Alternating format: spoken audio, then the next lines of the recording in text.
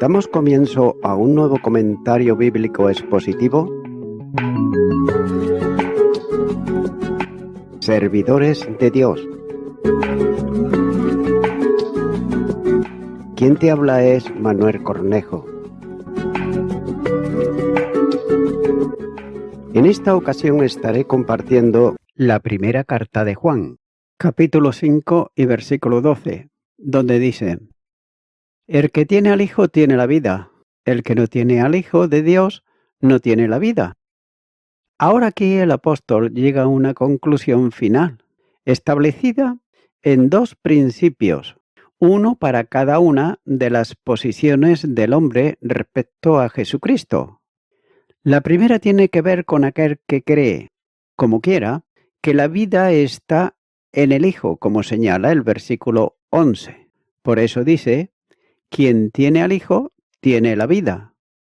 Esta vida mana del Hijo y se comunica al que lo tiene, ya que tener al Hijo equivale para Juan a tener a Dios, capítulo 2, versículo 23. También tener a Cristo es estar unido a Él por la fe, morando Él en el creyente y el creyente en Él. Esta mutua inmanencia permite disfrutar, experimentar y vivir la vida eterna. Pero el único modo de tener vida es creer en el Hijo de Dios.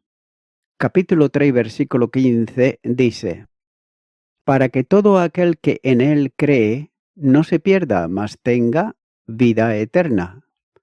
Y también Juan, capítulo 3, pero ahora el versículo 36, dice: el que cree en el Hijo tiene la vida eterna, pero el que rehúsa creer en el Hijo no verá la vida, sino que la ira de Dios está sobre él. Las cosas escritas como testimonio son para que el lector crea en el Hijo y tenga vida eterna. Juan, capítulo 20 y versículo 31 dice: pero estas cosas se han escrito para que creáis que Jesús es el Cristo, el Hijo de Dios, y para que creyendo tengáis vida en su nombre. El Señor dijo a los discípulos en la última noche con ellos antes de la cruz que Él es la vida. Juan capítulo 14 versículo 6. Ya que nadie puede salvar más que Cristo, el único Salvador, y también el único mediador entre Dios y los hombres, como dice la primera carta a Timoteo, capítulo 2 y versículo 5. Y de igual modo el apóstol Pedro dice: y en ningún otro hay salvación, porque no hay otro nombre bajo el cielo dado a los hombres en que podamos ser salvos. Hechos de los Apóstoles, capítulo 4 y versículo 12. Si no hay otro camino, ni otro Salvador, no cabe duda que no es posible tener vida sino mediante la unión vital con Él. Pero nótese, por otro lado, que por el contrario solo hay muerte sin el Hijo, porque el que no tiene al Hijo de Dios no tiene vida. Por tanto, el que se niega a reconocer a Jesús como el Hijo de Dios nunca tendrá vida eterna. Por eso dirá Juan, cuando da el propósito del Evangelio, que lo escribe para que crean y tengan vida en su nombre, ya que si no tiene vida solo puede permanecer en la muerte espiritual, en lo que todos los incrédulos están a causa del pecado. Por la presencia de éste en el hombre no regenerado, cada uno se ha dado muerte a sí mismo, porque la muerte es el resultado y también el producto del pecado, la esfera propia y natural en el que se desenvuelve el pecador. El pecado reinó produciendo la muerte.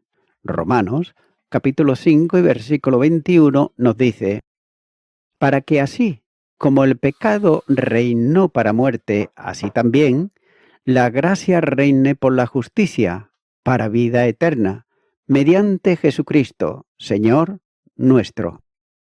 A causa de la introducción del pecado, en el primer hombre como herencia genética espiritual pasó al resto de los hombres que estaban en Adán, no sólo como cabeza federal de la raza caída, sino como transmisor espiritual a quienes son sus hijos. Romanos, capítulo 5 y versículo 12 nos dice: Por tanto, como el pecado entró en el mundo por un hombre, y por el pecado la muerte, así la muerte pasó a todos los hombres, por cuanto todos pecaron. Nótese que nadie puede evitar la condición de muerto espiritual, porque la paga del pecado es la muerte. Romanos, capítulo 6 y versículo 23. Por tanto, la vida del hombre no regenerado en la práctica del pecado es una vida que se encuentra a merced de la muerte, en el reino de ella. La muerte espiritual afecta a todos, indicando con ello una identidad de condición.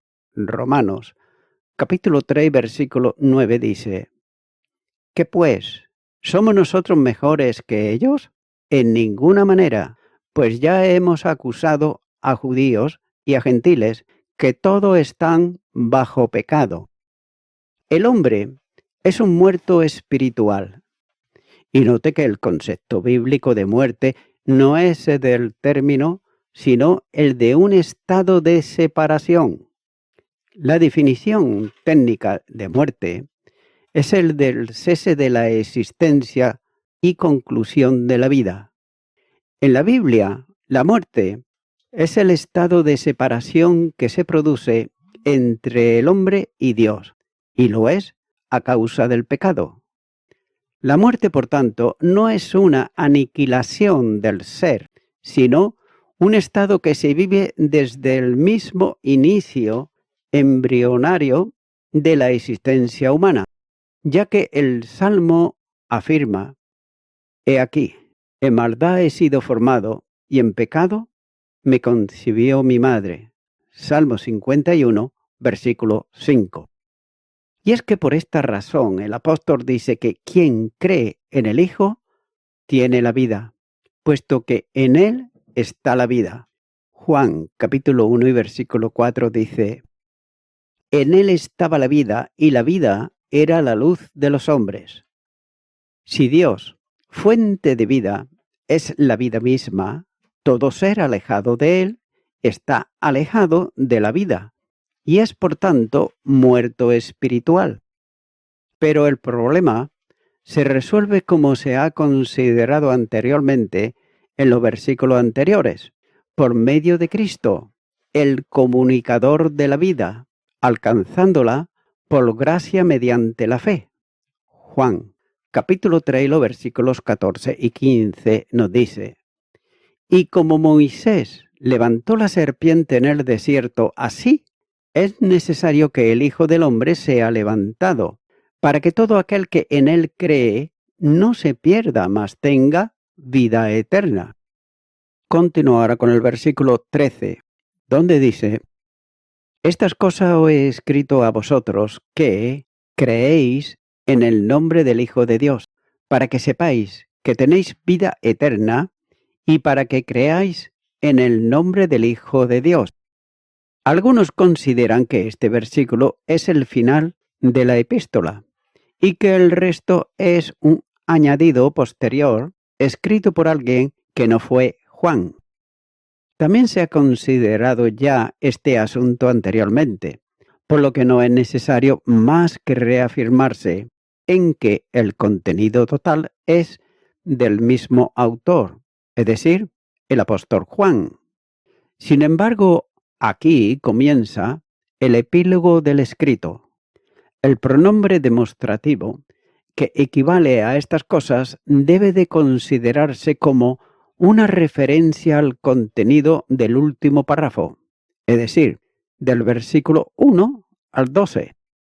Sin embargo, situado al final del escrito, puede considerarse como un aoristo epistolar, referido a todo lo que antecede, desde el inicio del mismo e incluso a lo que todavía sigue. La semejanza con el final del cuarto evangelio es bien evidente. Juan capítulo 20, versículo 31 dice: Entonces los judíos, por cuanto era la preparación de la Pascua, a fin de que los cuerpos no quedasen en la cruz en el día de reposo, pues aquel día de reposo era de gran solemnidad, rogaron a Pilato que se les quebrantasen las piernas y fuesen quitados de allí. Nótese que el propósito del escrito es evidente, para que sepáis que tenéis vida eterna. La seguridad de salvación es la certeza de todo aquel que cree. Nótese que no está hablando de un aumento progresivo de certeza y seguridad de salvación, sino de algo que debe de experimentarse ya. Cuando está diciendo sepáis, equivale a ser plenamente conscientes de esa seguridad. De otro modo, el creyente sabe que tiene vida eterna y que no perecerá jamás. Por tanto, puede estar seguro de su eterna salvación. La razón de la seguridad se establece en la fe depositada en el Salvador, el Hijo de Dios, portador y comunicador de la vida divina. Juan, capítulo 1, versículo 12, dice: Mas a todos los que le recibieron, a los que creen en su nombre, le dio potestad de ser hechos hijos de Dios. También Juan, capítulo 2 y versículo 23 dice: Estando en Jerusalén en la fiesta de la Pascua, muchos creyeron en su nombre, viendo las señales que hacía. Y la primera carta de Juan, capítulo 3, versículo 23, dice: Y este es su mandamiento, que creamos en el nombre de su Hijo Jesucristo, y nos amemos unos a otros como nos lo ha mandado. Los creyentes estaban siendo inquietados por quienes negaban la seguridad de salvación. Juan le escribe para que la experimenten. El apóstol ha dado en el escrito varias evidencias para confirmar la seguridad de salvación. Por ejemplo, la primera, la obediencia a los mandamientos de Dios, capítulo 2, versículo 3. La segunda, el amor a los hermanos, capítulo 2, versículo 10. La tercera, la afirmación de la fe, capítulo 2, versículo 24. La cuarta, la pureza de vida, capítulo 3, versículo 9. Quinta, afirmar y creer en la deidad de Jesucristo. Ahora queda vinculada la seguridad con la fe, el haber creído en el nombre del Hijo de Dios. El mismo Señor prometió vida eterna a quienes creen en Él. Juan, capítulo 5 y versículo 24 dice: De cierto os digo, el que oye mi palabra y cree al que me envió, tiene vida eterna, y no vendrá a condenación, mas ha pasado de muerte a vida. Cuando una persona cree en el Señor Jesucristo, se le concede a causa de la autoridad divina, que así lo determina el ser hecho hijo de Dios, como dice Juan capítulo 1 y versículo 12. La fe en Cristo es creer que es el único nombre dado para salvación. Hechos de los Apóstoles, capítulo 4, versículo 12, dice: Y en ningún otro hay salvación, porque no hay otro nombre bajo el cielo, dado a los hombres, en que podamos ser salvos. Uniendo la epístola al Evangelio, se descubre 4 aspectos progresivos en la enseñanza de Juan. Por ejemplo, la primera, en el Evangelio de Juan, capítulo 20, versículo 31, donde dice: Pero estas se han escrito para que creáis que Jesús es el Cristo, el Hijo de Dios, y para que creyendo tengáis vida en su nombre. Por tanto, vemos que lo primero es que los lectores oigan de Cristo. Lo segundo es que al oír crean. Y lo tercero es que al creer tengan vida eterna. El segundo punto que podemos ver en la epístola, que teniendo vida lo sepan y se gocen, ya que dudar de la seguridad de salvación es dudar de la palabra y de las promesas de Dios. Y note que los destinatarios del escrito aparecen al final, aunque algunas versiones ponen la oración al principio. Ya que la epístola fue escrita para los creyentes, mientras que el Evangelio fue para los no creyentes, a fin de que pudieran creer. Aquí, por tanto, no es para que crean, sino para confirmar la fe que ya tienen. Es un escrito de alcance universal o general para todo creyente en cualquier tiempo. Los destinatarios están vinculados por una fe común, ya que estos son los que creen en el nombre del Hijo de Dios. Y estos, por el hecho de creer, aceptando el testimonio de Dios y depositando la fe en el Salvador del mundo, su Hijo, tienen vida en su nombre, es decir, bajo su autoridad. Juan capítulo 20, versículo 31. La vida que reciben procede de Dios, en vinculación con Cristo, que es también Dios, poseedor y dador de ella. Evangelio de Juan, capítulo 1, versículo 4 dice: En él estaba la vida, y la vida era la luz de los hombres. La vida eterna no es la relación del creyente, un tiempo ilimitado, sino una calidad de vida inseparable de Cristo mismo. Continuar con el versículo 14, donde dice: Y esta es la confianza que tenemos en Él, que si pedimos alguna cosa conforme a su voluntad, Él nos oye.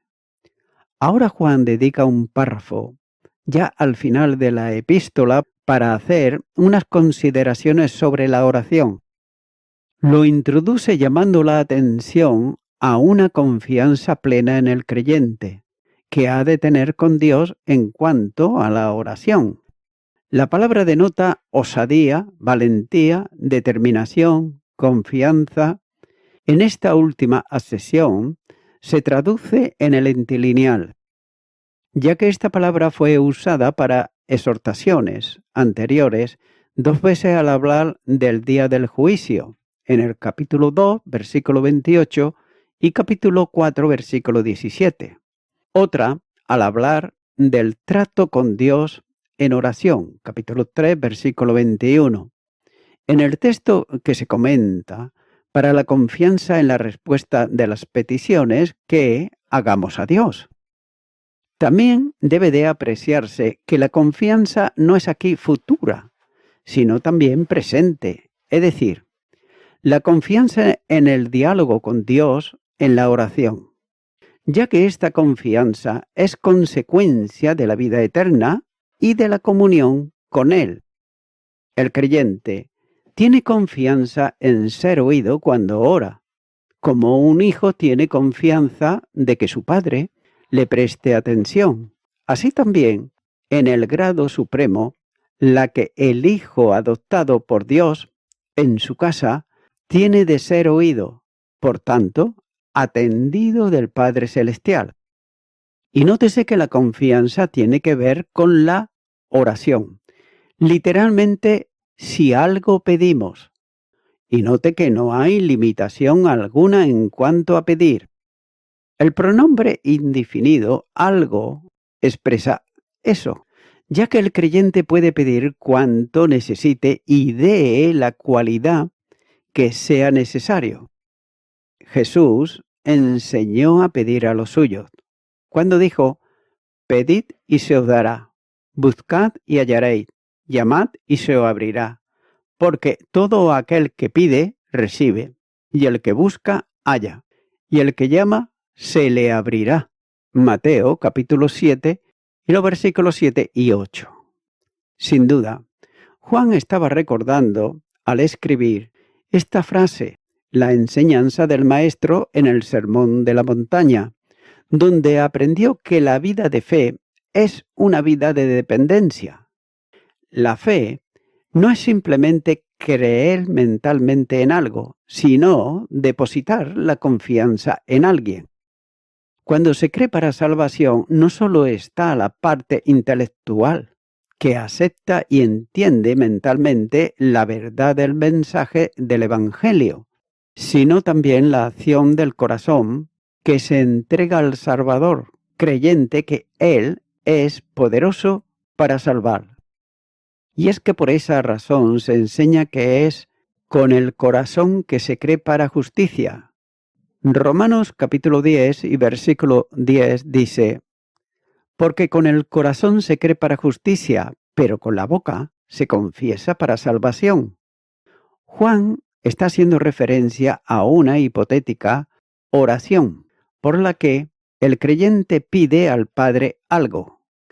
La acción de pedir está expresada por medio del presente de indicativo del verbo que expresa la idea de pedir, demandar, manifestando con el presente una acción continuada, ya que ante las necesidades cotidianas, personales y la intercesión a favor de los hermanos, Juan abre aquí la puerta mediante la oración, que pide, llamando a la puerta de la misericordia divina para que obtener lo que se solicita.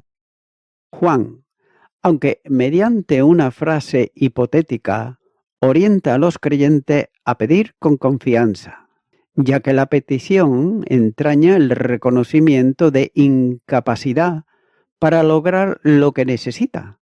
Por eso viene a Dios pidiendo como un mendigo, que extiende sus manos esperando que alguien deposite en ella una caridad, pero con algo totalmente diferente al que pide limosna: la confianza en que Dios responderá a la petición hecha. Quien desea ser rico en Dios, quien procura alcanzar victoria en los recursos de su poder, quien desea ser más que vencedor, ha de comenzar por ocupar la posición quien pide delante del Señor. Con esta misma enseñanza comenzó Jesús cuando dijo: bienaventurados los pobres en espíritu. Mateo capítulo 5 y versículo 3. Es decir, quienes no tienen nada en ellos mismos y esperan recibir todo de Dios.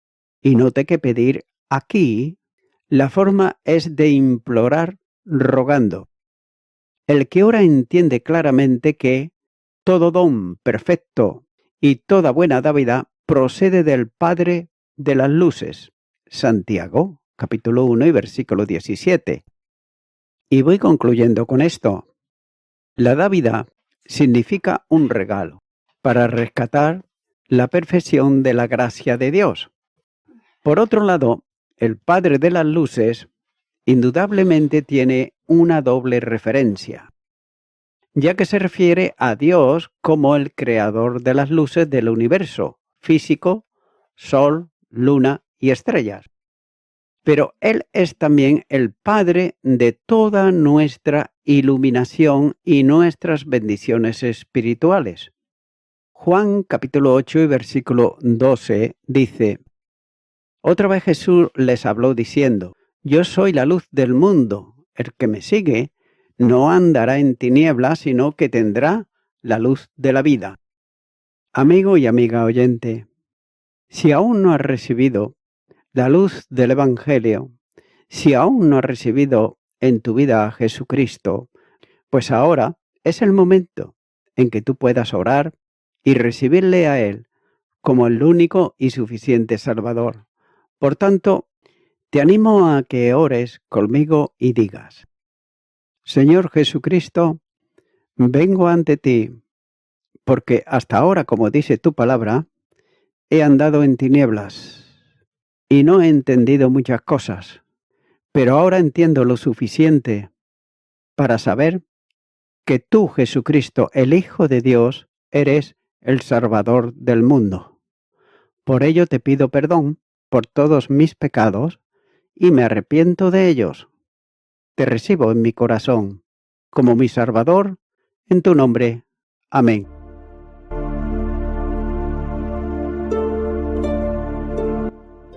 Amigo y amiga oyente, si tú has hecho esta oración de corazón, te recomiendo que comiences a orar a Dios, en primer lugar, en el nombre del Señor Jesucristo. Orar a Dios no es rezar, sino que es hablar con una persona. También te recomiendo que leas la palabra de Dios y lo hagas a diario. Comienza, por ejemplo, con el Nuevo Testamento. Y también, por último, te recomiendo que para que puedas crecer espiritualmente, te congregues en una iglesia cristiano-evangélica, donde se predique, se enseñe y se practique la sana doctrina y la palabra de Dios. Congrégate ahí y con el tiempo podrás crecer espiritualmente y también servir al Señor Jesucristo. Que Dios te bendiga. Y a toda la audiencia, nuevamente ya me estoy despidiendo de todos ustedes y será hasta el próximo programa. Que Dios os bendiga a todos.